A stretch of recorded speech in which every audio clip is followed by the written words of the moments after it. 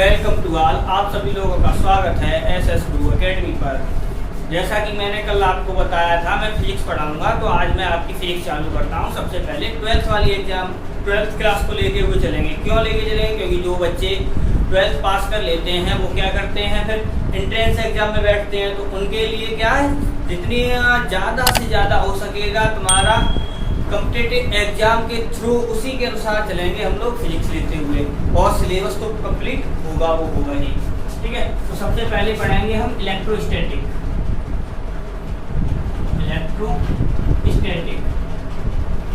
ठीक है, तो इलेक्ट्रोस्टैटिक के अंदर सबसे पहले हम क्या पढ़ेंगे, वैद्युत आवेश के बारे में।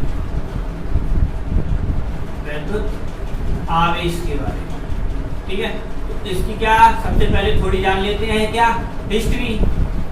ठीक है, तो जब सबसे पहले थोड़ी इसकी हिस्ट्री जान लेते हैं। क्या 600 ईसा पूर्व क्या हुआ था, एक यूनान के वैज्ञानिक थे। कहाँ के?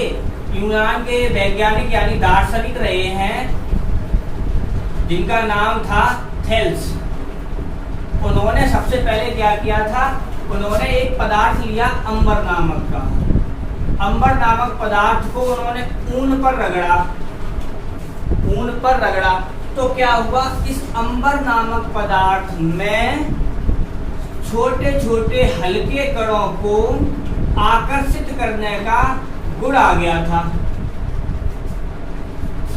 क्या 600 ईसा पूर्व यूनान के एक दार्शनिक यानी वैज्ञानिक रूप में रहे हैं। उन्होंने, वो कौन थे हमारे? थेल्स। तो थेल्स ने क्या किया, अंबर नामक पदार्थ को ऊन पर रगड़ा। तो ऊन पर जब रगड़ा तो अंबर नामक पदार्थ में छोटे छोटे जो हल्के कण होते हैं उन्हें आकर्षित करने का गुण आ गया।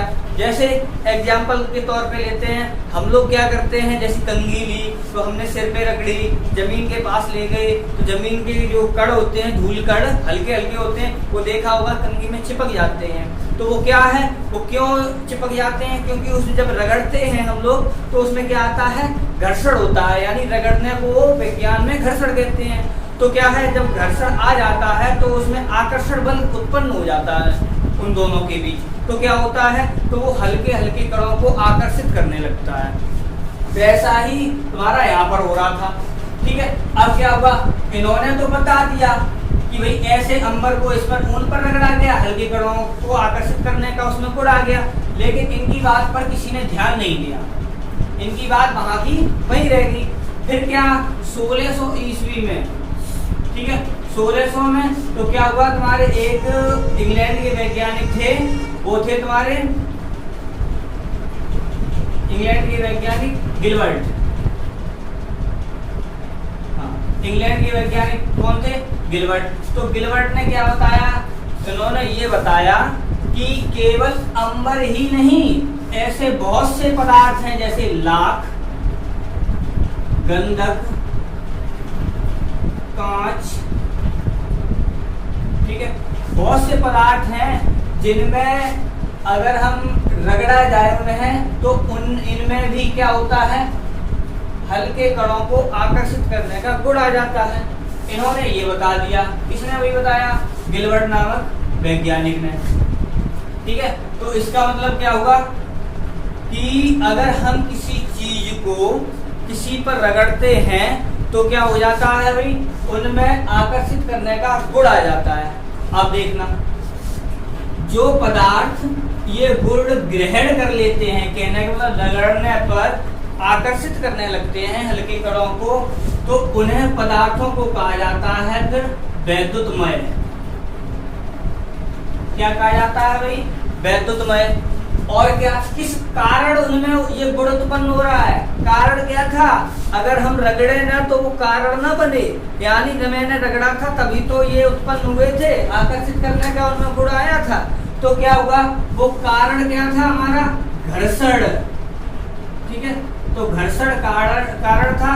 इससे क्या, जो पदार्थ होता है वो तुम्हारा क्या हो जाता है, आवेशित हो जाता है। कहने का मतलब क्या, वो विद्युत कहलाने लगता है। तो क्या कहलाने लगता है हमारा? विद्युत कहलाने लगता है। तो क्या दोबारा से हम बताते हैं, 600 ईसा पूर्व यूनान के वैज्ञानिक हुए थे थेल्स। तो थेल्स ने क्या बताया था, अंबर नामक पदार्थ को अगर ऊन पर रगड़ा जाता है तो जो हल्के हल्के कण होते हैं वह उन्हें आकर्षित करने लगता है। लेकिन उनकी बात पर उस टाइम किसी ने ध्यान नहीं दिया। फिर क्या 1600 में इंग्लैंड के वैज्ञानिक गिलबर्ट ने ये बताया कि केवल अंबर ही नहीं ऐसा पदार्थ है कि वो आकर्षित करने लगता है हल्के कणों को। बहुत से पदार्थ हैं, जैसे एग्जाम्पल के तौर पर लाख ले लिया, गंधक ले लिया, कांच ले लिया, इन्हें भी रगड़ा जाए तो इनमें भी वही गुण आ जाता है जैसा कि अंबर में आ रहा है। ठीक है, तो क्या हुआ हमारा, अब रगड़ने से ही तो वो उत्पन्न हो रहा है गुण। तो जो पदार्थ गुण ग्रहण कर रहे हैं वो पदार्थ, तो वो पदार्थ कहलाने लगते हैं हमारे क्या, वैद्युतमय। और क्या, किस कारण उनमें ये गुण आ रहा है, किस कारण आ रहा था, घर्षण के का। अगर हम रगड़ रहे ना तो वो घर्षण ना आए, यानी वो आकर्षित करने का गुण उत्पन्न ही ना हो, तो वो कारण कहलाता है हमारा क्या, विद्युत। ठीक है, अब क्या है, आवेश की अगर डेफिनेशन देखें तो क्या हो जाएगी हमारी,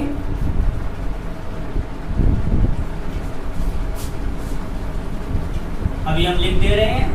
ठीक है,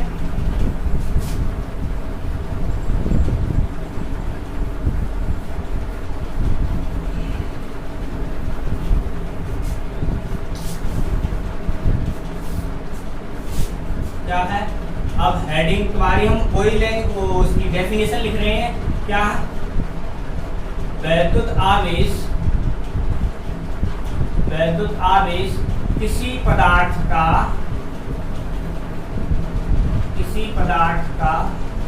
वह गुण है जिससे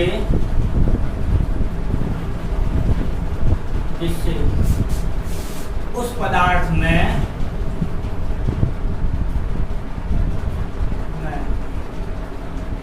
वैद्युत तथा चुंबकीय प्रभाव उत्पन्न होते हैं।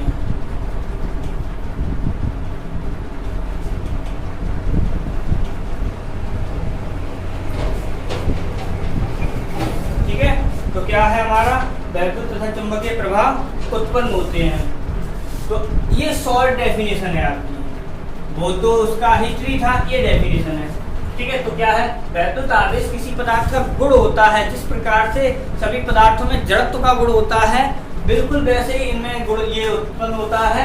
क्या है हमारा, जिससे उनमें क्या उत्पन्न हो जाता है, हमारा वैद्युत और चुंबकीय प्रभाव उत्पन्न हो जाता है, तो वो वैद्युत आवेश कहलाता है। ठीक है, तो आवेश की डेफिनेशन हो गई। अब आवेश कितने प्रकार के होते हैं, हमारे आवेश होते हैं दो प्रकार के।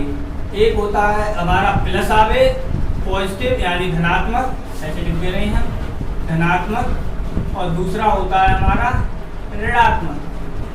दो प्रकार के होते हैं। ठीक है, एक धनात्मक और एक ऋणात्मक। अब क्या है, ये आते कैसे हैं, तो क्या हुआ तुम्हारा, अगर कांच की छड़ को, इसे भी थोड़े एग्जाम्पल के तौर पर लेते हैं, कांच की छड़ को अगर रेशम पर रगड़ा जाए और आबनूस की छड़ को बिल्ली की खाल पर,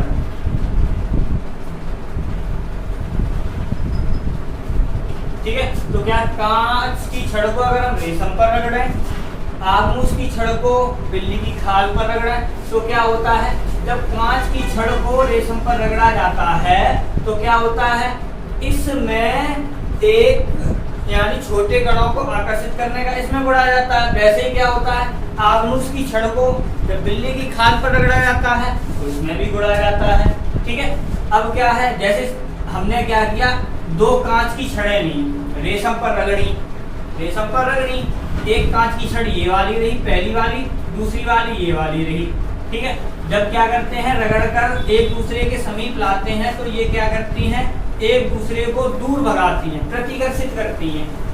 ठीक है, वैसे ही आबनूस की छड़ को क्या करते हैं, जब बिल्ली की खाल पर रगड़ते हैं तो ये भी एक दूसरे को, जैसे इसे भी एक दूसरे के समीप लाया जाए तो क्या होता है हमारा, ये भी एक दूसरे को दूर भगाती है। ठीक है, अब क्या, अब आबनूस की छड़ को बिल्ली की खाल पर रगड़ना, कांच को रेशम पर रगड़ा। अब क्या, आबनूस की छड़ को जैसे यहां कर दिया, ये रही तुम्हारी आबनूस की, ठीक है, और ये रही हम लेके आए कांच की छड़ को, ठीक है। कांच की छड़ को लेके आते हैं तो क्या होता है, ये एक दूसरे को आकर्षित करने लगते हैं। कहने का मतलब ये है कांच की छड़ की तरफ खिंच जाती है। तो इसका मतलब क्या हुआ, हमारे आवेश कितने प्रकार के हुए, 2 प्रकार के। कैसे, जब हमने कांच को रेशम पर रगड़ा, आबनूस की छड़ को बिल्ली की खाल पर रगड़ा, तो क्या कर रहे थे, ये और इन्हें अगर हम इन्हीं की 2 छड़ें ले लें तो वो दूर भगा रहे थे, इसी की छड़ें 2 ले लें तो वो दूर भगा रहे थे। लेकिन क्या, इसे और इसे लेकर जब मैंने किया तो ये आकर्षित कर रहे थे। तो इसका मतलब क्या हुआ, हमारा आवेश 2 प्रकार के होते हैं, एक होता है धनात्मक और एक होता है ऋणात्मक, ठीक है। तो क्या, और ये धनात्मक और ऋणात्मक आवेशों के बारे में बताया किसने था, हमारे इंग्लैंड के वैज्ञानिक थे फ्रैंकलिन। फ्रैंकलिन ने ये नाम दिए थे, ठीक है। तो पढ़ लेते हैं इसके क्या, धनावेश और ऋणावेश के बारे में।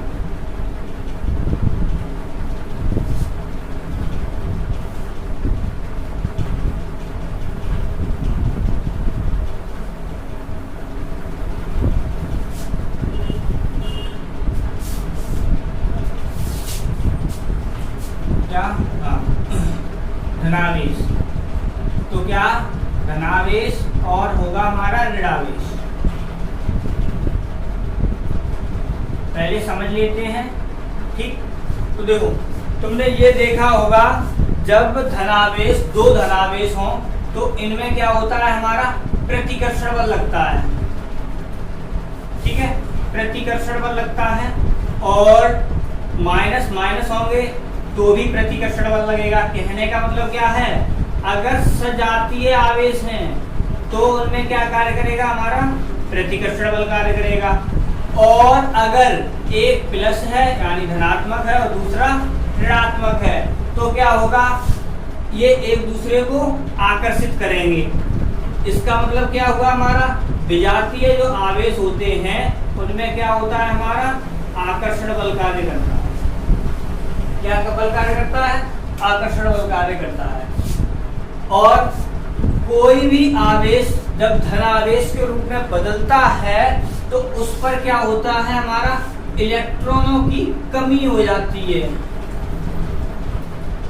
इलेक्ट्रॉनों की कमी हो जाती है। इसका मतलब ये है उसका द्रव्यमान भी कम हो जाता है। इलेक्ट्रॉनों की कमी तो द्रव्यमान में कमी। और अगर कोई ऋणावेश हो जाता है, ठीक है, कोई भी पदार्थ है ऋणावेश हुआ है तो उसमें क्या होता है, वो इलेक्ट्रॉन को ग्रहण करता है। जब ग्रहण करता है तो इलेक्ट्रॉन पर उसमें क्या होती है, वृद्धि हो जाती है। वृद्धि हो जाएगी तो इसका मतलब उसके द्रव्यमान में भी वृद्धि हो जाएगी, ठीक है। आज का सेशन इतना ही रखते हैं।